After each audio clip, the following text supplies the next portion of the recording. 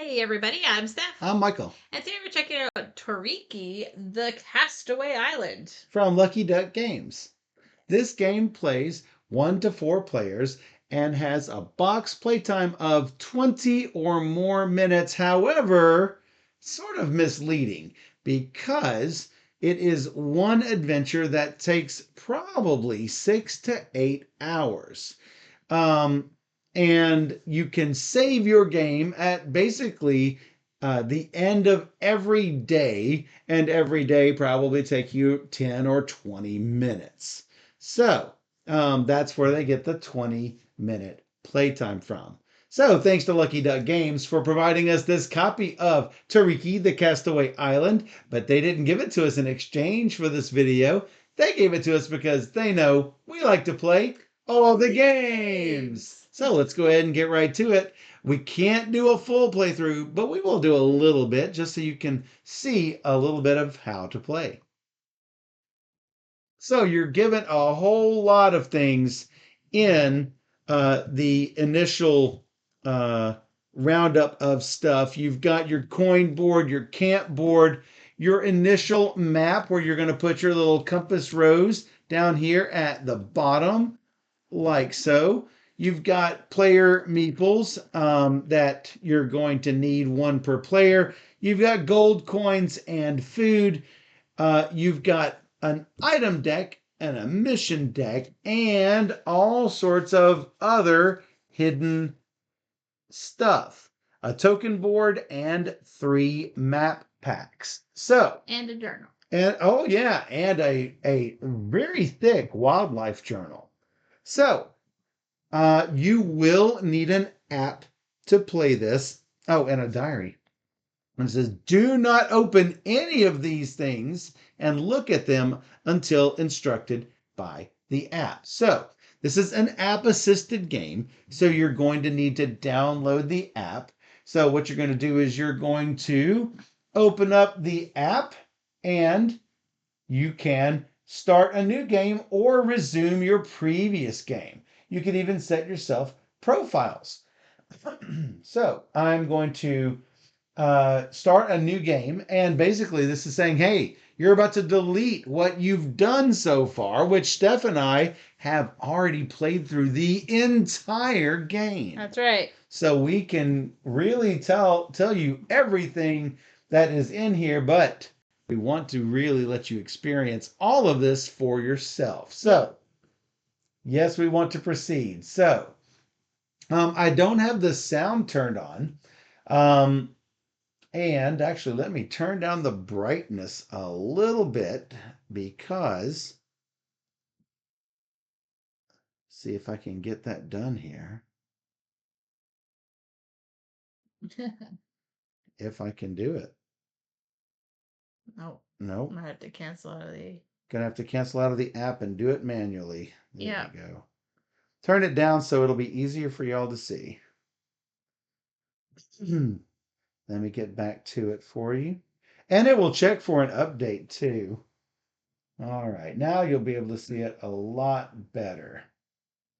All right, so you're going to have a little bit of backstory that comes into play. Basically, we are a bunch of kids who are like the smartest kids, and so the professor takes us out on a boat for weeks. It would never happen. I mean, let's be honest, it would really, in real life, never happen.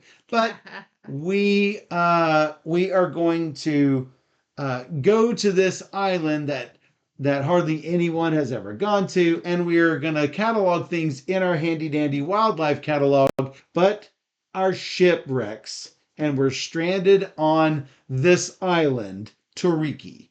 So we read through all of everything. We're going to say we've got 2 players, and Steph is always red, so I'm going to put her name in here. You can just do S. Well, yeah. Sort of hard for me to see at this angle. And then, whoops. I'm not sure it kept your name in there. That's okay. Trying to rush through it here. Uh-huh. So it talks about saving the game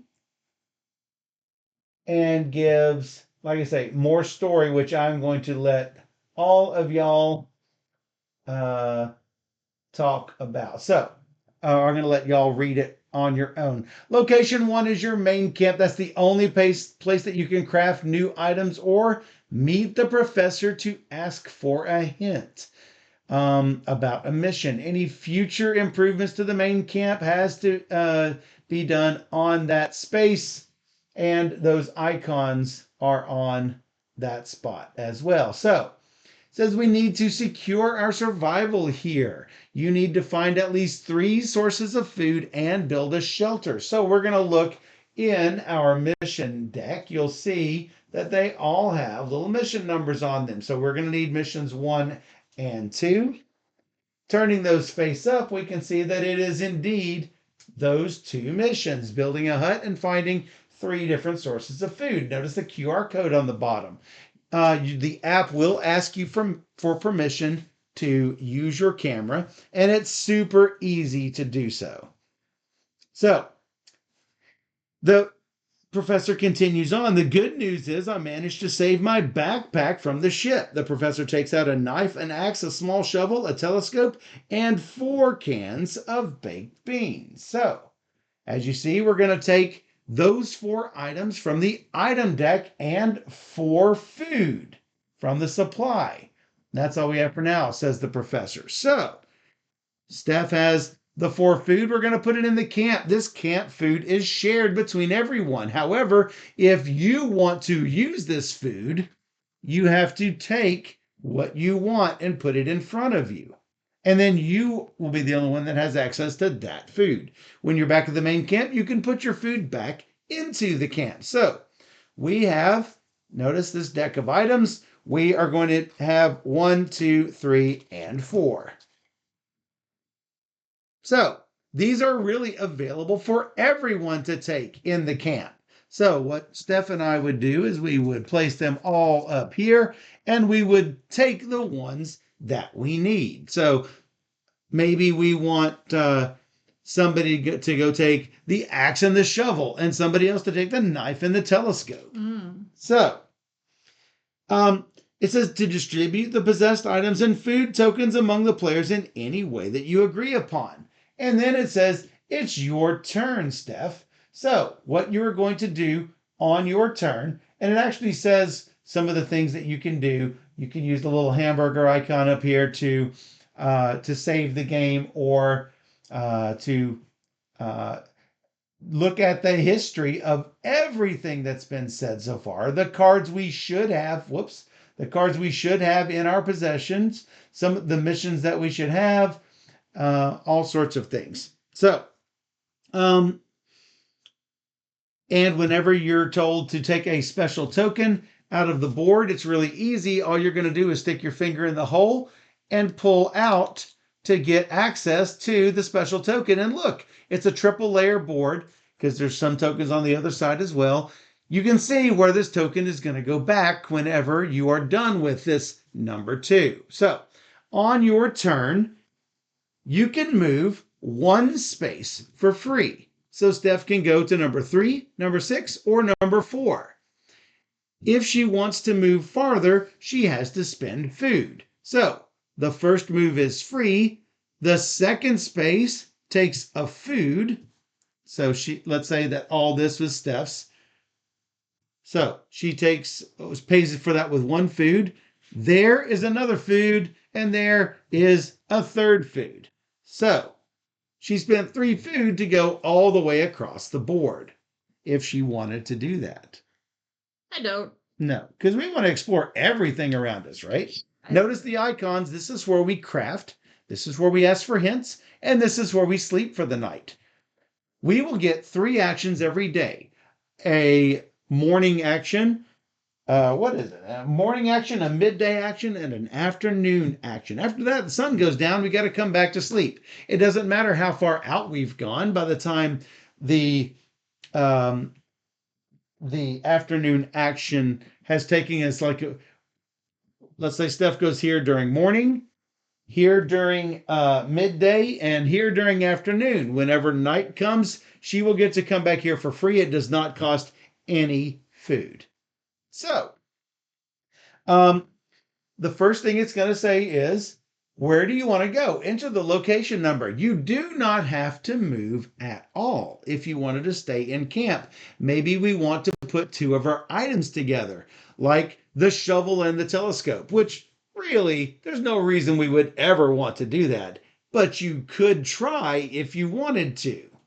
So, what you would do is you would use the camera and it will say, look at the QR code for one thing and then the second thing. So, where do you want to go, Steph? I'll go to space 3 and I'm going to take these things with me. You're going to take a food and a shovel. You're going to go to space 3. Yeah. And it will say what happens at location 3. And I'll take it. So, Steph is over here. You are on a beach covered with brown rocks. As you come closer, you recognize them as flint. Maybe it can be useful. Ooh. After a moment, you notice a few large lizards basking in the sun on the rocks. It looks like you've confirmed the existence of species 5 from the wildlife catalog. It's your privilege to give it a scientific name. So this is super cute, I gotta say. You go here to number 5. Look at this frilled lizard right here. That's what I found. Look at that. Now you can give it. Now, Steph and I have not done this because we like to keep all of our games pristine. You can indeed download a copy of this wilderness journal from Lucky Duck Games and be able to have, you can mark in a wilderness journal without putting it in this book. Or if this book has been used, you can download a copy for yourself. Hey, thanks for subscribing, Time Roller. Thanks, Time Roller. Look, and you can put a name, location, notes, everything for this critter. So, at this location, you can do as many actions as you can do. But once you've used an item and it's done, that might be the end of your turn. So, the first thing you can do is collect some flint. So let's go ahead and collect the flint. Ooh, yeah. And it says, take card number 13 from the item deck. So as you see, ta-da, we've got some flint. Yeah. So that goes directly into Steph's inventory, not the camp inventory. Now it's going to ask us the same. It's going to be the same story, but it's not going to say that there's flint. It says that you recognize it as flint. You already have flint, so it's not going to ask you for the flint again. If for some reason we consume the flint by using it, we can make notes saying, hey, we can get flint here at spot number 3. And I guarantee there will be times that you are going to need to go back to get an item a second, a third, or even a fourth time. So the next thing, Steph's going to want to use an item. She wants to dig here. So use an item. Now it's going to access the camera. And let's say we want to use this shovel. This is how easy it is. You will just position it. Let's see if I can get it on the camera and the camera at the same time. That's cool, huh? We're going to touch and hold. Let's see if I can get a good image. It's sort of hard for me to focus. There we go. Touch and hold. You dig in the sand and you soon find a few eggs covered with leathery shells. They've probably been laid by the lizards, but the animals don't pay attention to what you do with them. As the professor once said, most reptiles don't look after their offspring. Take one food. Now remember, we're trying to find 3 different sources of food, and it will let us know. Congratulations, you found a new source of food. I got to tell you, when you have this with the sound on, it does this off-key sort of tribal flute and drum thing, and it's really totally off-key. And then somebody goes, they found food. That's what happens when you find a new source of food. So, Steph has her shovel. We found a new source of food. And notice there is nothing left in the app for us to continue on for this action. So she must end her turn by clicking the end turn button. And it even asks you, do you want to end your turn? Oh, hey, it's my turn. So let's say I want to go to, well, you're over here. I'm going to take this axe and this telescope, and I am You want some food? going to take some food. Matter of fact, I am going to try to go way over here. I'm going to go one for free and one for a food. Oh, you're going to 7. I'm going to go to 7 because I've got an axe. Let's go ahead and try to chop down these trees. I mean, we do have to build a hut, right? Well, yeah. Probably something that I want to do. So I'm going to go to location 7. You are in an old forest. As you stand between massive trunks, you can hear some strange animal noises coming from the dense crowns of the trees above. Use an item. I'm going to position it over the axe. Touch and hold to scan. Simple as that. You chop down some trees with your axe. Take logs of wood from the deck. It's number 15. Ta-da, just like that. Now this is in my possession. All right, well, there's nothing else I can do here. It doesn't have an option for me to use an item. So I end my turn. It's your turn, Steph. I'm going to spend a food, and I'm going to go to what looks like some berries. 1, 2. How about this number 9? Number 9. The whole area is covered with small plants growing side by side. They look exactly like species 3 from the wildlife catalog. Look at that. We've got these berries, and we can talk about them now, putting down the name and location, or, maybe we can find out about them and put that in the notes area. It says, will you give this a scientific name right away or learn more about it first? Each plant bears a couple of blue, juicy fruits. Are they edible? There's only one way to find out. Use an item or try the fruits. Here's the thing about this game. They never eliminate your character. So you might have something bad happen for a turn, but you're never eliminated from the game. Yeah. So eat the berry. Try the fruits. You try some fruits and they taste great. 2 hours after eating them, you still feel fine. So it looks like you can add them to your Castaway diet. I wonder if I can make this do sound. Let me go ahead and have I killed this? I'm going to kill our stream on here so it doesn't have our sound. Oh, yeah. So we've got crickets. I don't know if you can hear. Now, you might not be able to hear the crickets unless I'm talking. So now that we found a food, I'm going to do the thing, and hopefully you can hear the music go on with this. Here it is. It's really bad. And that was my food, by the way. Oh, that was your food. That's right. Sorry. You found the food. Yeah. Did y'all hear that, or did it get filtered out? I don't know. We keep going. Well, that's why I'm asking. So now we can use an item. Yeah, let's try shoveling it. Yeah, so let's take a look at this plant. Sometimes you can see things. Notice on this 3 plant, what do you notice down here? There's some root-looking things. Big roots. Steph is going to use the shovel. We're going to zoom in on the shovel. You dig up a few plants and they have bulky, starchy roots. They're a bit bitter but nutritious. Take 1 food. Hey, we found another source of food. Yeah. All right, so that's our 3rd source of food. Now we hit end turn. Congratulations, you found the 3rd source of food for your group. You don't need to worry about starving to death, but if you want to travel further inland, you'll need more. Try finding 3 more for a total of 6. We have completed mission 1. We're going to put that into the box. Now we're going to have mission 4, which says find 3 more sources of food. 6 in total. There's a lot to be found. There's a lot to be found. As you see, there are a ton of different missions. That's my turn.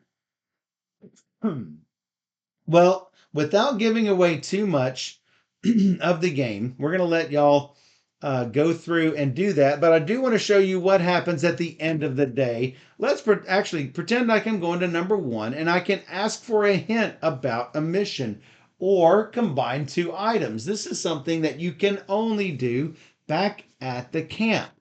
So, for instance, I can put together logs of wood and maybe something else, and maybe that will help build our hut for that mission. Um, you'll just scan one code, then the other. If you don't know enough about a mission, for example, if you can't find another food source, the professor will give you some information by scanning this QR code. If I remember correctly, it will give you a small hint, and then you can ask for a larger hint again a second time. I don't know. Try doing the axe in the wood. See what happens. Oh, you want to do combine axe and wood? Yeah, sure. Well, let's try it. Combine axe, and notice axe is on half of it now, and I'm going to try wood on the other half. And it says you didn't manage to get anything useful by combining those items. And that's fine. Notice I can still ask for a hint because I'm back at the main camp. But basically, we go through 3 actions each, and then at the end of the day, it will say night falls over Toriki, and everyone comes back to location 1.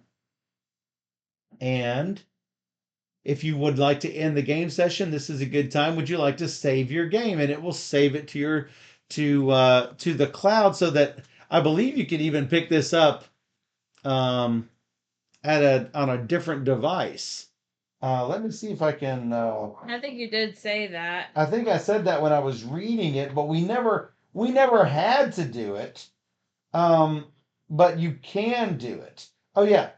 You can back up your profiles into a single file. This file can be used to restore profiles on the same or another device and resume your gameplay. So if you hit save, you put in your current locations, though technically at the end of the day, you should both be at the camp, which is location 1. And do you want to end the current session and into the main menu? And it will put you right back. And then you can just look up, you can search for profiles that are on your device. This is where you can do backing up and restoring. So it's super easy to navigate the app and to get through this game. Now, there will be more maps that will be added. There will be tokens that will go on your camp board. Like once you have successfully, I know what we could have done. We could have done the telescope, and if we had found the sticks, we could have made our fire and put our fire in the camp. It's true. I did have flint. We maybe could have used a knife and flint. Oh, that's right. But we would have to find out how to start our fire.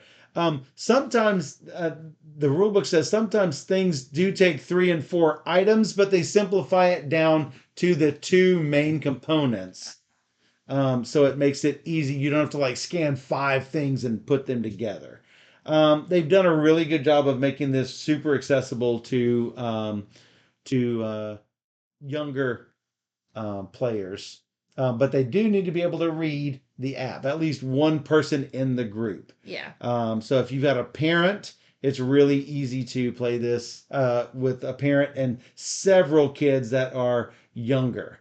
Because like I said, there's no fatal consequences to a character. You keep going. That'll break a kid's heart. But I think it's like trying to find all the coins on the island. Yeah. And Steph really was trying to find those coins.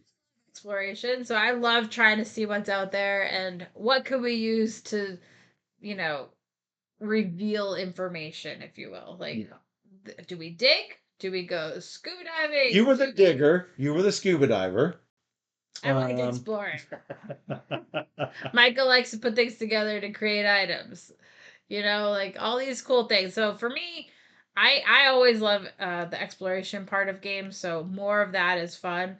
I like the Chronicles of Crime games, but I like this more I like this because more. it has that like new revealing as you go. Yes. So you're revealing the new. Some of the locations will change, and that's why you've got these hex-shaped pieces. They will replace what you've got on the map. So I think it's super smart what they've done here. Um, and the game is easily resettable. And like I say, if you have written all in your wildlife catalog, you can download a new one from Lucky Duck. Yeah, super fun. Super fun. That's Toriki, the Castaway Island. Yes, definitely worth checking out. Yep, and playing all the way through like we did. Now we know all the secrets of Castaway Oh Island. my god, I know it all. That's right. I know what to do. That's right. If you enjoyed this teach and short preview teaser playthrough, That's right. and you want to see more just like it, come join us on YouTube. Just search for Board Gamer Steph. Or even better, you can join us on twitch.tv/Board Gamer Steph every Wednesday and Sunday night at 5 p.m. Central. And we stream 3 games or more every single stream. So come join us on Twitch where we play all the games. And for those on Twitch, we'll be right back.